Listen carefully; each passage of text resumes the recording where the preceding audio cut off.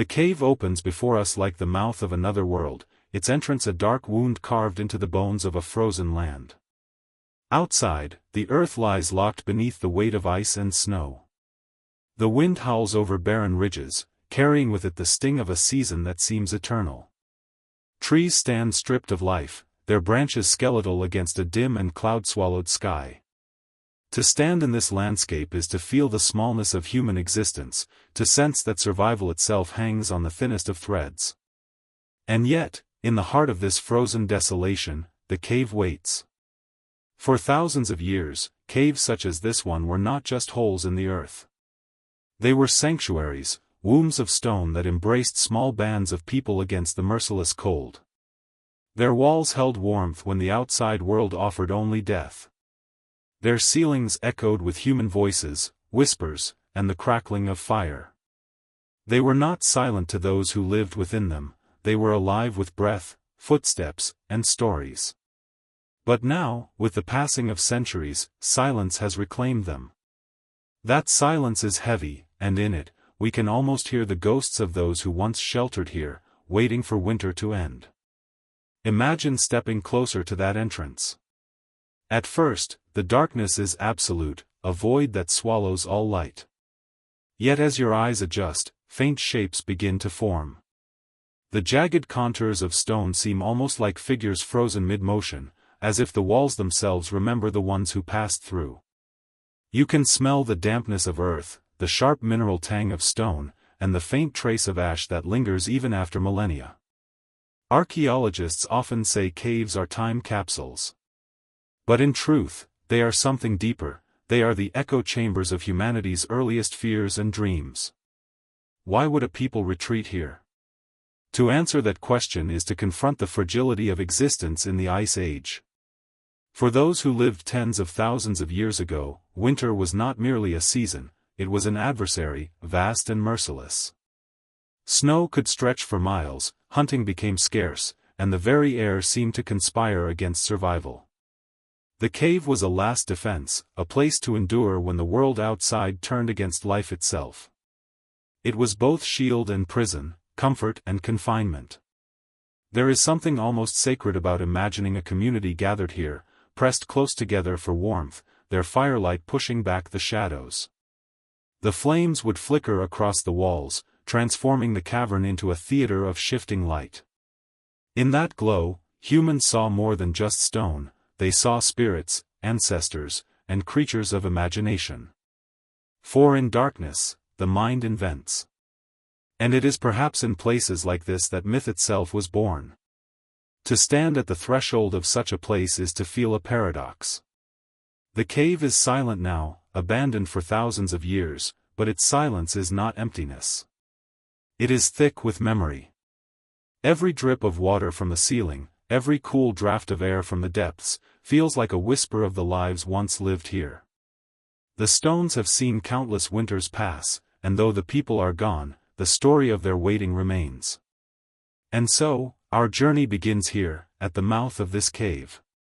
It is not merely a structure of rock and shadow, but a stage upon which humanity's oldest drama unfolded, the struggle to endure the cold, the fear of the long night, and the eternal hope that, beyond winter, light and life would return. This cave is not only a place, it is a memory, carved into the silence of time, waiting to be heard again. Before winter closes its iron hand on the land, there is a fleeting season when the earth exhales its last breath of life. The air grows sharp but not yet merciless, carrying with it the sense of damp soil, drying leaves, and the faint sweetness of berries clinging stubbornly to thorny branches. In this liminal time, when the days shorten and the light thins, people of the Ice Age prepared with a seriousness born from countless generations of experience. For them, autumn was not just a season of harvest, it was the final chance, the narrow window in which survival could be secured or doomed. The hunters moved tirelessly, their eyes sharp for the herds that began their migrations. Mammoth, bison, and reindeer grew fat from summer grazing, their hides thickening for the cold. For the people, these animals were not only meat but bone, sinew, and hide, resources that would become tools, clothing, and shelter. Every hunt carried immense risk. Spears were fashioned and sharpened, traps were reset and checked daily, and groups organized with precision born of necessity. The success or failure of a single hunt could echo across the entire winter. A mammoth might feed dozens, while a failed chase meant hunger gnawing in the weeks ahead. Gatherers too had their task, combing the thinning forests and riverbanks for roots, nuts, and berries that might last through the months of scarcity. They dried strips of meat in the last rays of sun, smoked fish over fires, and cached supplies in cool corners of caves or beneath the frozen ground. The act of preparing was communal, not optional. Every pair of hands mattered, from the youngest child picking berries to the elders teaching the younger ones how to preserve fat or tan hides. Yet beneath this practical flurry of activity lay something deeper, a tension that hummed in every heart. The shortening days carried with them an unspoken fear. The sun seemed weaker, shadows stretched longer, and nights grew colder. People would look to the horizon and see not just the fading of light but the approach of a trial that tested the limits of human endurance.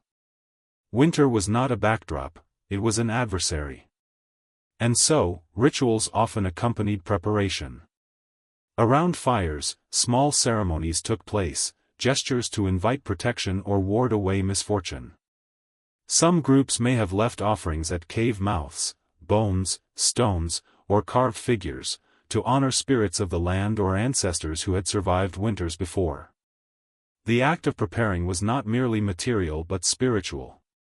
For in the Ice Age world, survival depended not only on muscle and skill but also on belief, on the unseen bonds that tied the living to forces greater than themselves.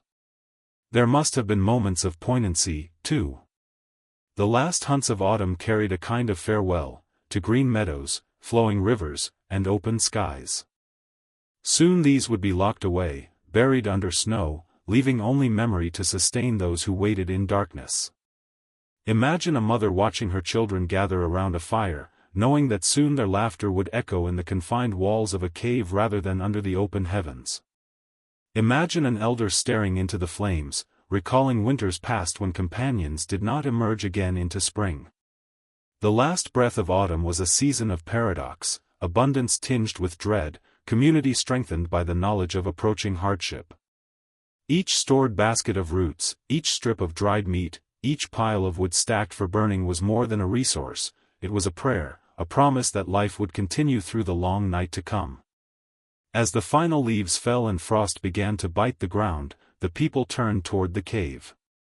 Behind them lay a world in retreat, fields and forests falling silent. Ahead of them waited darkness, confinement, and uncertainty.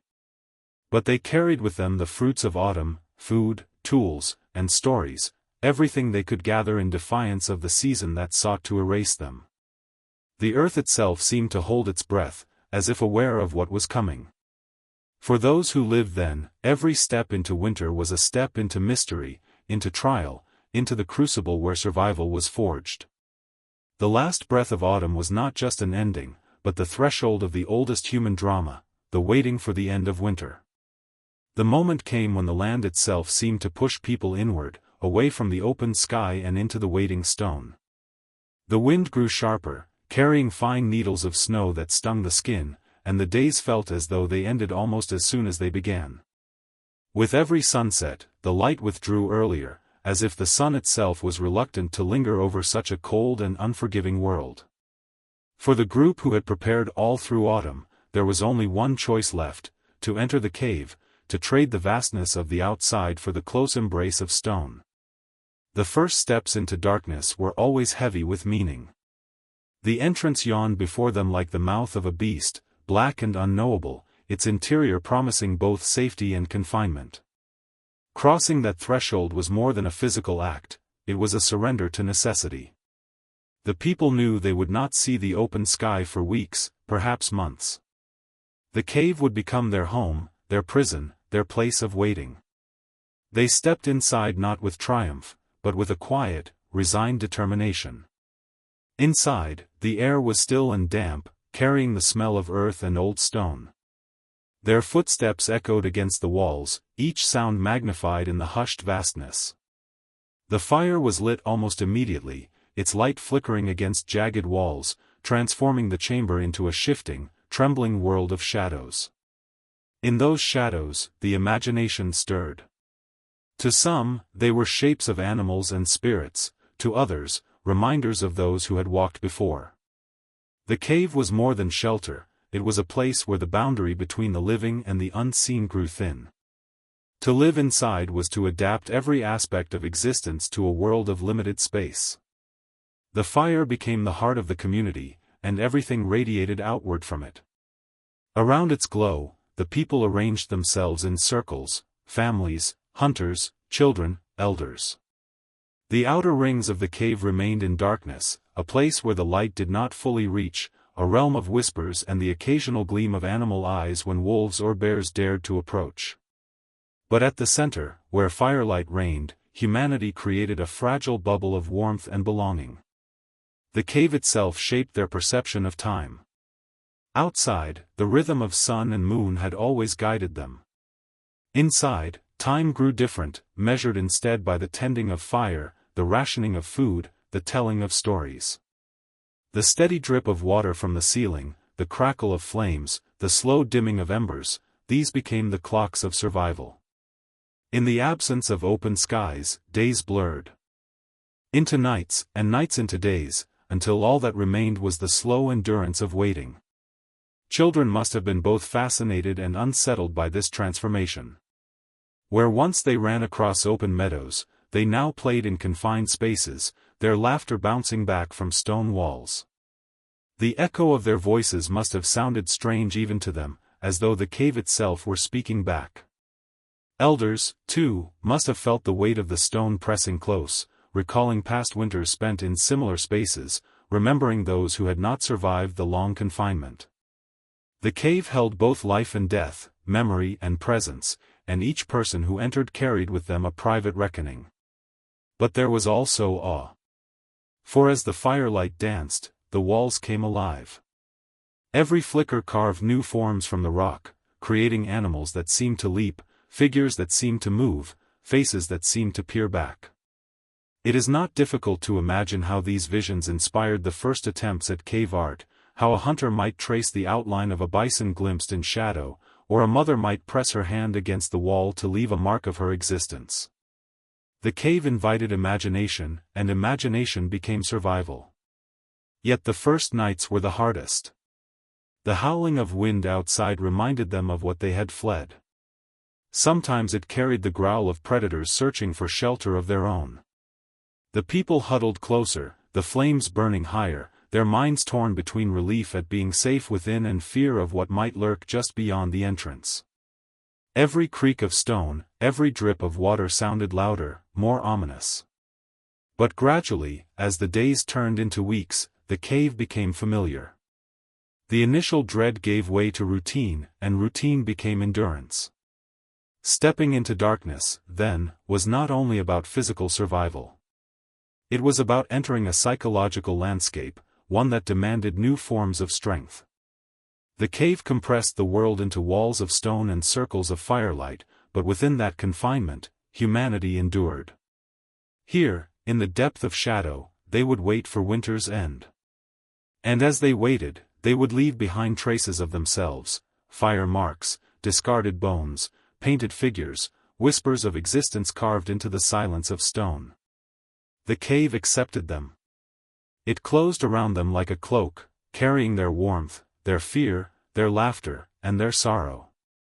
Outside, the snow continued to fall, blanketing the land in silence.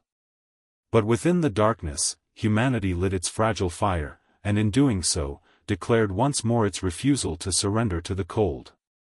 Who were these people who stepped into the cave, who built their fragile world of warmth and shadow against the breath of endless winter?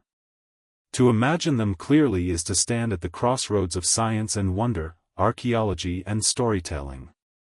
The bones, tools, and fragments of their lives left behind are like whispers carried through millennia. They tell us of hunters and gatherers, of families pressed close together, of a community bound not only by survival but by the invisible threads of belief, memory, and hope. Some were Neanderthals, broad-bodied, powerful, their muscles thickened by a life lived in the raw cold of Ice Age Europe. Their skulls were slightly elongated, their brows heavy, their jaws strong. They were not the brutish caricatures once painted by earlier science but beings of remarkable resilience and intelligence. They crafted tools with skill, controlled fire, buried their dead, and perhaps even sang songs in voices now lost to time. Others may have been early Homo sapiens, our direct ancestors, carrying within them the spark of imagination that would one day shape civilizations. In some caves, traces of both species mingle, suggesting moments when their worlds touched, moments of sharing, of competition, or perhaps even of kinship. The people of the waiting were not solitary figures. They lived in groups, in clans bound by kinship and necessity. Anthropologists tell us that survival demanded cooperation. No single individual could endure winter alone. Each person had a role to play. Hunters brought in game, gatherers preserved roots and berries, toolmakers sharpened blades of flint, firekeepers tended the flames, and elders preserved memory, teaching lessons carved from a lifetime of endurance. Children, though small, were not without purpose. Their play taught them skills, their laughter carried hope, and their very existence gave reason for the adults to struggle through the darkness. Archaeological finds give us glimpses of their humanity. A carved bone flute, hollowed carefully to produce haunting notes, suggests music within the cave's walls. Shell beads, stained with ochre, reveal a sense of beauty, adornment, and perhaps even identity. Tools, finely chipped scrapers, blades, and spearheads, speak of intelligence honed over generations. And then there are the burials, carefully arranged bodies, sometimes dusted with red ochre, sometimes accompanied by tools or ornaments. These details tell us that death was not treated as simple disposal but as a passage marked by ritual, by meaning. To picture them waiting in the cave is to imagine a spectrum of emotions. Hunger gnawed at their bellies, yes, but so did longing, affection, and fear. A mother must have pulled her child close, wrapping them in hides, humming softly to soothe them through the long nights. A hunter, restless in the confinement, sharpened his spear again and again, imagining the chase of spring. An elder, sitting close to the fire, might have recited stories of winters past, shaping the shared memory of the group. These were not faceless beings of prehistory. They were people who loved, mourned, hoped, and dreamed. But there was also tension. To be locked in close quarters for months meant friction, disagreements over food, over decisions, over leadership. Voices might rise, tempers flare, and silence fall heavy afterward. Yet survival demanded reconciliation. The group was bound together by necessity, and even when anger simmered, they had to return to the circle, to share warmth, to share food, to share fate. The people of the waiting also carried knowledge written not in books but in memory. They knew the tracks of animals, the medicines hidden in roots, the danger signs of storms, the way the stars shifted across the sky. Much of this knowledge was passed in stories and rituals, woven into the very fabric of their lives.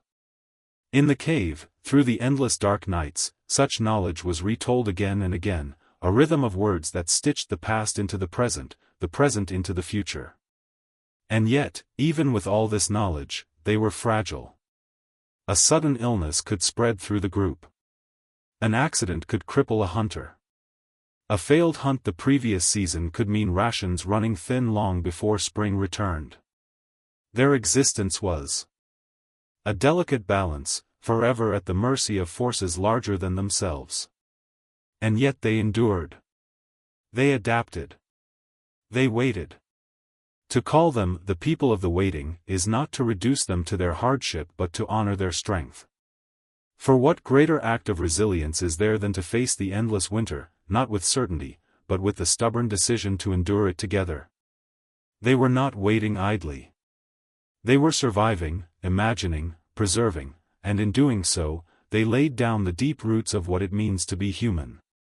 Today, when we step into such caves, we step into their memory. The soot on ceilings, the scattered bones, the stone tools hidden in dust, these are fragments of their existence, echoes of a people who once huddled against the cold. They are reminders that humanity has always been a creature of endurance, of imagination, of waiting for the return of light. And so, as the wind howled outside and snow buried the world in silence, they remained within, the people of the waiting. Neither Neanderthal nor sapiens alone, but human in the truest sense, bound together in their fragile defiance of winter's grip. Their story is not only theirs, it is ours, for in their waiting lies the seed of all who came after. The cave was never silent when firelight touched its stone. Flames flickered, shadows leapt, and the walls themselves seemed to move with life. To those who sat in the warmth, wrapped in hides and huddled against the cold, the stone was not just stone. It was a canvas, a mirror, a doorway. Every surface carried the potential to hold memory, to capture a story, to whisper across generations. In those walls lived the echoes of the people who waited. It began with simple marks, scratches, handprints, the imprint of fingers smeared with ochre or ash. At first glance they might seem accidental, the idle work of someone passing time. But when seen together, they reveal intention. A row of dots, a spiral, a repeated symbol, these were not accidents but expressions. Some may have counted days, some tracked the waxing and waning of the moon, while others served as markers of hunts or events. In a world where time was measured in hunger and firelight, these marks were a way of fixing memory, of saying, "We were here. We endured." Then came the images of animals. Bison, mammoth, horse, reindeer, creatures that roamed outside in the frozen world. Painted in red ochre, carved into stone with flint tools, traced with charcoal, they came alive in the shifting firelight. Their bodies seemed to move when the flames danced, their hooves stamped in rhythm with the crackle of wood, their eyes glimmered as if they carried the soul of the living beast. Why were they drawn? Perhaps to teach young hunters the shape of their prey. Perhaps to honor the animals that gave their flesh for survival. Perhaps to summon success in the hunts of spring. Or perhaps simply because humans, even then, felt the urge to create, to make art, to see beauty reflected in the world around them. And among the animals, the handprints. Red, black, sometimes negative impressions where pigment was blown around the hand to leave its ghost behind. To place a hand upon the wall was to leave a mark of identity, to say, "I existed. I touched this stone. My life, my body, my presence was here." Even after centuries, the echo of that first question lingers: why must we die? It is not merely a question of mortality, but a spark of human consciousness, a seed of curiosity and reflection that has been passed from generation to generation. The child who asked it, long ago, unknowingly planted a legacy that would shape storytelling, philosophy, art, and culture. Every time a child looks at the stars, witnesses the birth or death of an animal, or experiences the fleeting presence of a loved one, they carry within them that same impulse to wonder, to question, and to seek meaning in the vastness of existence. This legacy is visible in every ritual and story that humanity has created to grapple with life and death. From early ceremonies around fires to modern memorials, humans have always sought ways to honor what is gone and sustain what remains. Children learn through participation, observation, and imagination that life is fragile but precious, that absence is part of presence, and that memory has the power to transcend time. Each generation renews this legacy, reinforcing the connection between the living and the dead, and cultivating the human capacity for reflection, empathy, and reverence. The child's curiosity also nurtured imagination and creativity. Every myth, every tale of spirits or ancestors, every depiction of the natural and supernatural world can trace its lineage to that primal question. Art, song, poetry, and storytelling are all extensions of the child's initial wonder, attempts to give shape to the unseen and to find patterns in the uncertainty of mortality. Through these creative acts, humanity learned to embrace both awe and fear, to transform grief into beauty, and to discover meaning even in impermanence. Beyond creativity, the legacy of wonder instilled moral and ethical insight. Observing life and death, participating in rituals, and hearing stories taught children to value empathy, kindness, and responsibility. The child who learns to honor memory understands the interconnectedness of life, the weight of actions, and the importance of nurturing both community and self. Wonder became a guide, shaping behavior and encouraging humans to live deliberately, to care for one another, and to recognize that every life leaves an imprint. This legacy is also philosophical. The question of mortality compels humans to confront uncertainty, to examine existence, and to seek answers that may never be fully attainable. In this pursuit, humanity has developed reflective thinking, moral reasoning, and conceptual frameworks that explore not only life and death but purpose, meaning, and the nature of consciousness. The child's first question is therefore not only historical but foundational. It marks the moment when curiosity transformed into philosophy, and wonder became a tool for understanding the world. Across time, cultures, and geographies, this legacy manifests in countless ways. From the intricate rituals of indigenous peoples to the solemn observances of modern societies, the impulse to ask, reflect, and honor persists. Children continue to ask questions that challenge the understanding of their elders, pushing humanity to reconsider, reinterpret, and refine its comprehension of life, death, and meaning. The legacy of wonder is living, dynamic, and eternal. It is carried in every thoughtful glance, every whispered memory, every story told beside fire or under starlit skies. Yet wonder is not only about questioning, it is also about presence. The child who contemplates mortality, who notices shadows, who listens to silence, learns to inhabit each moment fully. They learn to treasure fleeting experiences, to feel deeply, and to recognize the profound beauty in ordinary life. In doing so, humans develop resilience, empathy, and an appreciation for the delicate balance of existence. The legacy of wonder teaches that life, though impermanent, is intensely meaningful when observed with awareness and care. In the grand tapestry of human history, this legacy unites past, present, and future. It links the first child who asked about death with every thinker, storyteller, and mourner who has followed. It bridges the silent grief of early humans with the reflective contemplation of modern society. It connects ritual, art, philosophy, and ethics, demonstrating that all human culture, at its core, emerges from the need to understand, honor, and find beauty in the finite nature of life. Ultimately, the legacy of wonder reminds us that mortality, though inevitable, is not the end of meaning. The act of asking, of observing, of remembering, and of imagining transforms impermanence into insight, fear into reflection, grief into connection. It is a legacy that empowers each generation to live fully, to honor the past, and to cultivate the capacity for empathy, imagination, and awe. The child's question echoes still, not as a final inquiry but as a perpetual invitation, to notice, to wonder, and to find meaning in the luminous and fleeting journey of existence. This legacy, carried quietly in the hearts of children across time, is the most enduring human inheritance. It teaches that life is both fragile and sacred, that love and memory can transcend absence, and that wonder, even in the face of death, is the true inheritance passed from generation to generation. Thousands of years later, when archaeologists first entered these caves, those handprints still reached out from the walls, human to human, across time, as though the people of the waiting were stretching their fingers toward us.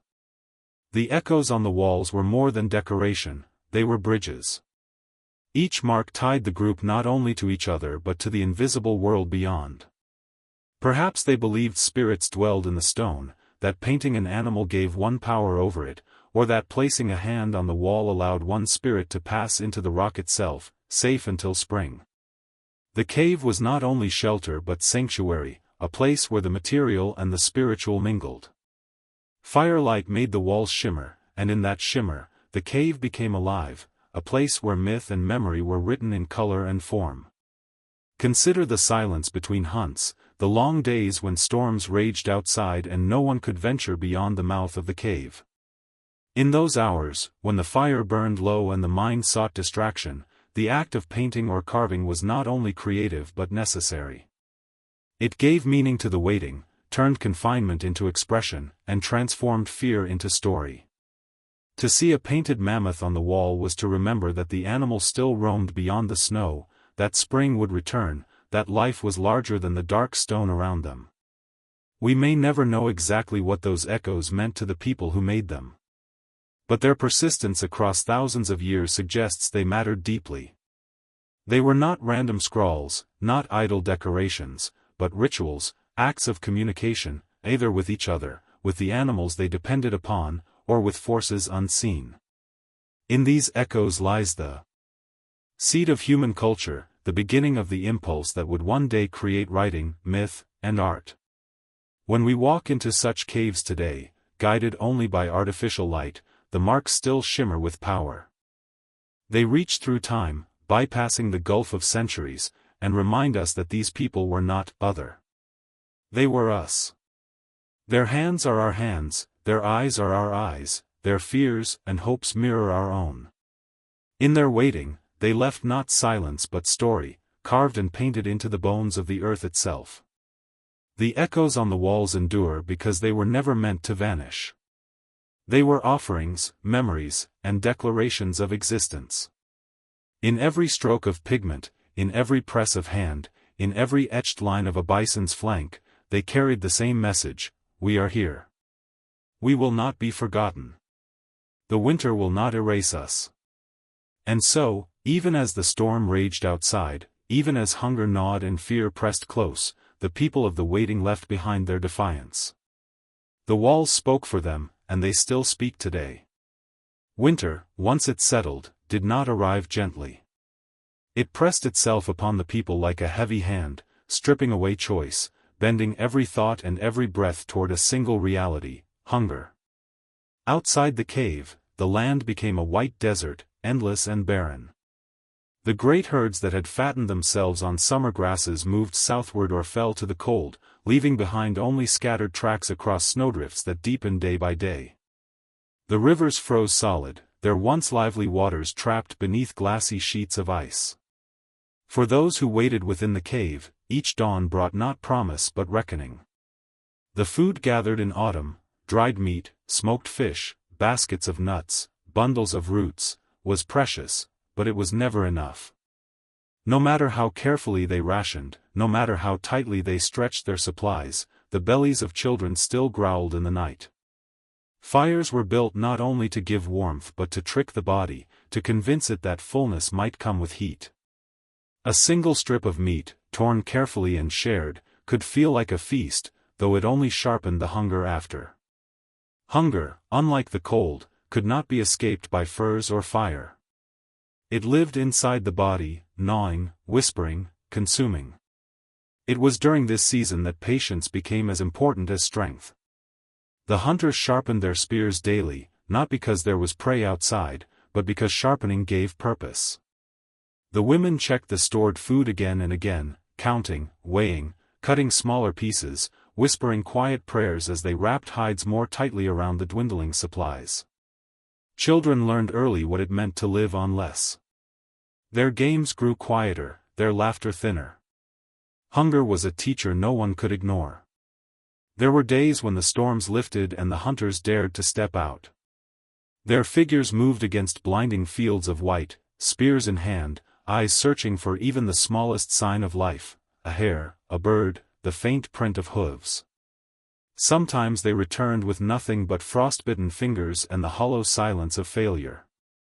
Sometimes, by fortune, a rabbit was caught, its small body shared among many mouths. And on rare, blessed days, a reindeer or a bison might stumble too close to the cave's region, weakened by the cold. In those moments, the hunters became wild with urgency, their spears striking fast, their voices echoing triumph as they dragged back the body. Such victories were sacred, celebrated with fire, with dance, with ritual. But they were never enough to erase the weight of the hunger season. The body itself betrayed them. Without enough to eat, muscles grew weak, movements slowed. Eyes sank, cheeks hollowed, and even the act of tending fire felt heavier. Illness stalked the hungry more easily, the body's defenses thin against the cold. Coughs echoed in the cave, fevers burned in the night, and the line between life and death blurred. Each new illness was a threat to all, for there was no escape, no retreat from the close, airless chamber of the cave. Hunger sharpened fear, made tempers flare, made silence stretch longer. And yet, amidst all this, the people endured. They learned to stretch even scraps into meals. Fat rendered from bones was preserved as carefully as treasure, dripped into mouths to keep strength alive.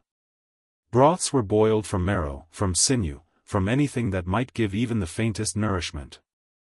Even the inedible was tested, bark, roots, lichens, frozen berries, desperate experiments driven by need.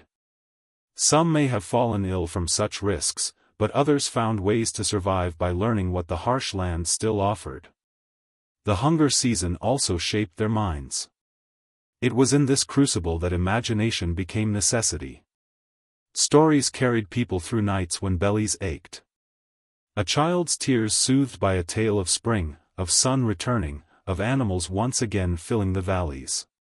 Rituals, too, grew sharper in this time, offerings of bones cast into the fire, songs whispered to unseen spirits, handprints pressed again onto the cave walls as if to remind the stone itself that the people still lived. There must have been moments of despair, when silence stretched too long, when someone whispered the question no one wanted to answer, will we last until spring? The faces of the dead from winters past haunted them, memories of companions lost not to predators, but to the slow and relentless hunger. Each ration, each bite, each decision of who would eat and who would wait was an act heavy with consequence. Yet still they endured, because endurance was their inheritance. The hunger season did not just test the body. It tested the bonds between people. To share the last scrap of food, to feed a child before oneself, to divide equally when instinct screamed to hoard, these were the choices that defined them.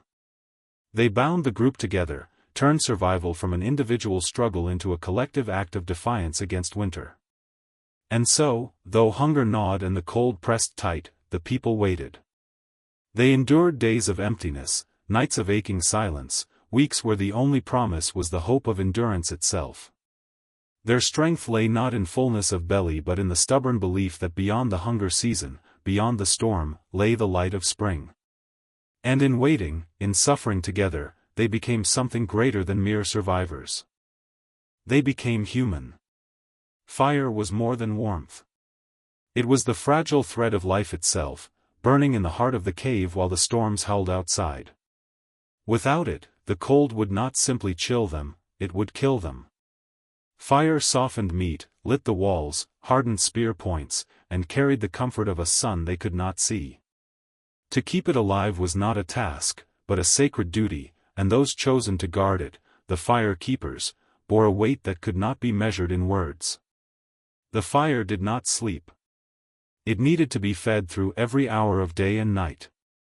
Too much fuel, and it flared wildly, consuming precious wood they could not spare. Too little, and it withered to a faint glow, a heartbeat on the edge of death. And if it died completely, relighting it in the depths of winter was no simple matter. Sparks could be coaxed from stone and bow drills, but in the frozen silence, even the smallest ember was as precious as blood. And so, the people treated flame as a living being, one that must be cared for, honored, and never left alone. The fire keepers rotated in shifts, though certain ones carried the role with particular reverence. Elders with long memory, who had survived many winters, passed down their knowledge of how to read a flame, the way its smoke curled, the hiss of damp wood, the color of embers buried in ash. Children too were given turns, learning early that this was no ordinary chore but a responsibility that defined survival itself. To tend the fire was to hold the lives of the whole group in one's hands. Around the flames, life gathered. The cave's vast darkness was cut by its flickering glow, shadows leaping on the walls, shapes shifting and bending as though the spirits themselves had come alive in the dance.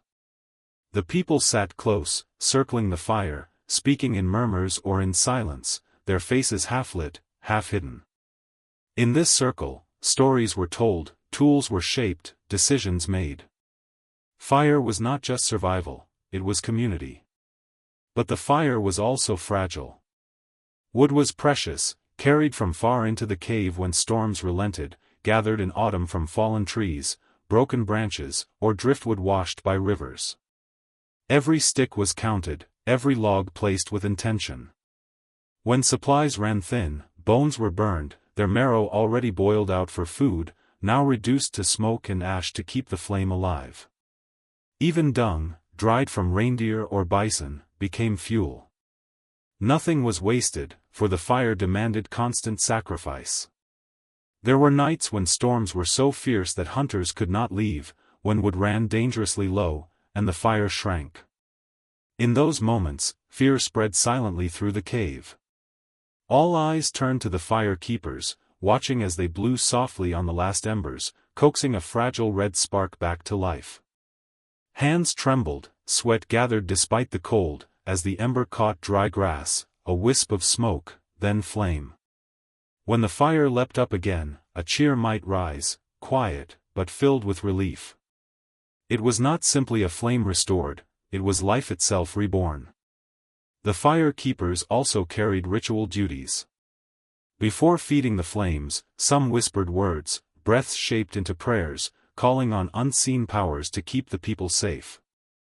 Offerings of fat or bone were dropped into the blaze, smoke rising like a bridge between the human world and something greater.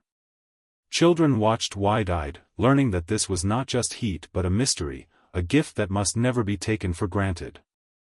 There must have been stories told of the time before fire, of ancestors who cowered in darkness, prey to beasts and cold, until flame was stolen or given by the spirits. To them, fire was never a mere tool. It was proof that humanity carried something the animals did not. Wolves had teeth, bears had strength, but only humans had the fire.